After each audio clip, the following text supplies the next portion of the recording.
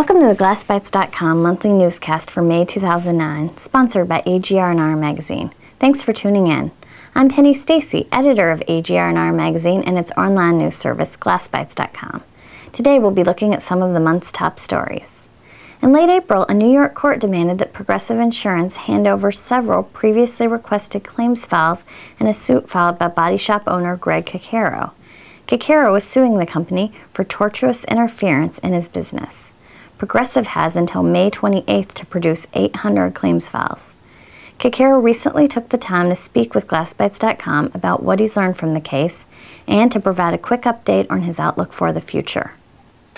I wasn't prepared when it first happened. Of course, I had never been to court in my entire business life, not even the small claims court. So it was quite an experience from the beginning. But as far as what to do, I think it's very important that you do some things in case that you are in that situation or become involved in that situation.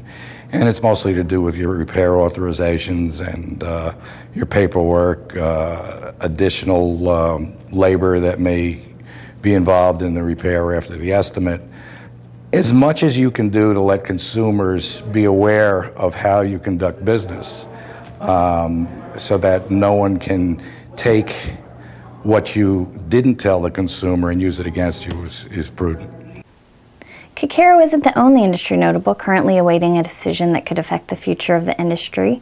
Attorney Chuck Lloyd of Livgard and Lloyd, who has long represented independent shops in the industry, is awaiting a decision in a case he argued in January in front of the Minnesota Supreme Court. The now famous case involves the assignment of benefits clause in an auto insurance policy and how it relates to auto glass businesses. Everything is just on hold right now. I mean, the case was argued in early January. The Minnesota Supreme Court is running about 6 months from the time of argument to decision on most cases, it seems like, these days. The reality of it is that every single state that's addressed this issue, every one of them has gone our way. The lawyer for the insurance company was asked that question by one of the justices of the court, and she said, no, there really aren't any states that go the way the insurance companies are going, and they're really asking Minnesota to sort of stick its neck out and be a trailblazer on a topic that's been around in Minnesota for well over a century. So there's really no reason to do what they're asking, and I don't think the court will do that. Please be sure to stay tuned to glassBYTEs.com for continuing coverage on both cases. In other news, the Independent Glass Association recently held its annual Independence Days Conference and Spring Auto Glass Show in Fort Myers, Florida at the Sanibel Harbor Resort and Spa. My co-anchor, Katie Hodge, is here to tell you about this. Thanks, Penny. The event featured a number of speakers, including Coccaro, Lloyd, glassBYTEs.com blogger Neil Duffy, and more. The session, conducted by James Patterson and Bud Oliver of NAGS, was one of the most popular. They spent about an hour answering attendees' questions in an open forum. Patterson and Oliver took the time to speak with us as well about the most common questions they get, the most surprising, and myths about NAGS. At NAGS, the most common question I get is, how do you come up with your pricing? In fact, in our seminar yesterday, that was the very first question that was asked to us. And how we come up with our pricing is we collect data, cost data, from retailers, wholesalers, distributors from across the United States, and we bring that data together. And what we're trying to get to is what is the average retailer buying that piece of glass for? The most interesting question I think we got was the fact that last year NAGS added a service part number for mobile service, but didn't publish any kind of suggested list or benchmark price associated with that. And we were asked why, if you publish benchmark prices for glass, wouldn't you publish a benchmark price for mobile service? And there's really a kind of an easier answer, and then there's really a more complex answer. But the easier answer really revolves around, if we publish any price with that, the market's immediately going to offset that and just adjust to it in any way that makes sense. So some shops might continue to offer free mobile, in which case the fact that we published really any number, that number will still be zero. And those shops that are charging for the service will continue to do that. So we didn't really feel that us putting any kind of a number out there was really going to add any value to the market. Though pricing is an important issue for all shops, several independent shop owners talked to us about some of their other most pressing issues. The insurance end of it is what's hurting the independent the most.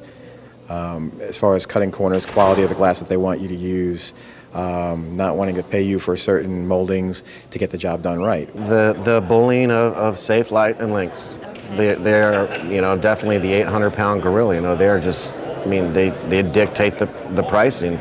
They call their retail center, they float out a low price, then we have to compete it or beat it to even get the work.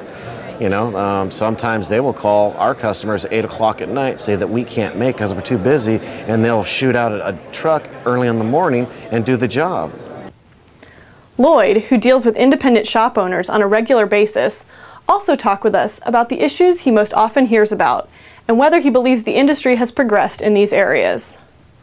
Well, surprise, surprise, right? It has to do with access to jobs or steering and short pays. And a lot of companies are afraid, they get on the networks because they think that's the only way they can get access to jobs.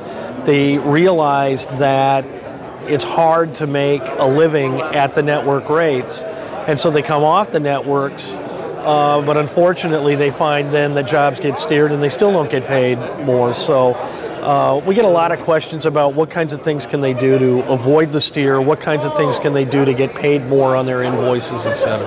So. While the conference itself touched on many of these issues, the Spring Auto Glass Show overflowed with new products and launches. Aegis Tools displayed its new Quicksilver repair technology. So we put the vacuum chamber over the brake. I have an injector with a piston. I've preloaded it with our polymer. We do a dry vacuum process for about 1 minute, and now we're prepared to begin the repair process. And in about 3 minutes' time, the brake will be finished, to be cured. SRP launched several new items. And what we have is a 1 hour AGRR approved urethane. 1 hour drive time down to 20 degrees. And we also have the Novus plastic polish, as well as a scratch machine for the minor scratches in the windshields, and also our cleaning products. We have a full line of cleaning products, including scrubs in a bucket, glass cleaner, and the citrus general cleaner here. Back to you, Penny. Thanks, Katie. Please stay tuned to glassBYTEs.com and AGRR magazine for more information on the products and services launched at the recent show. And be sure to watch for our June newscast next month. Thanks for tuning in today. See you next time.